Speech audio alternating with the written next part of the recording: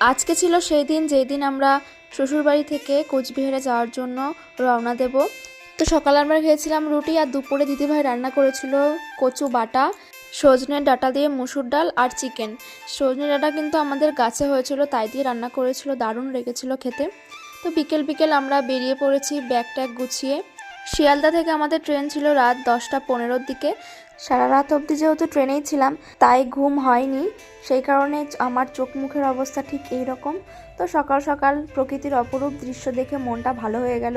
চারিদিকে দেখো কত সুন্দর চা বাগানে ভরপুর হয়ে রয়েছে। 8টা 8:30-র দিকে দাঁড়িয়েছিল এনজেপিতে।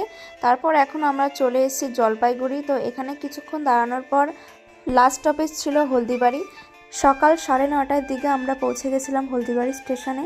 যেহেতু আগের দিন রাতে বৃষ্টি হয়েছে, তাই আকাশটা ছিল মেঘলা। বাড়িতে এসে স্নান টান করে সেদ্ধ ভাত বসিয়ে দিয়েছিলাম। রান্না করেছিলাম উচ্ছে সেদ্ধ, আলু সেদ্ধ আর পটল সিদ্ধ। জার্নি করে আসার পর এই খাবারটাই আমার কাছে অমৃত লাগে, আর এটাই আমি বেশিরভাগ রান্না করি। তো তোমাদের সাথে আবার পরের ভিডিওতে দেখা হচ্ছে। টাটা।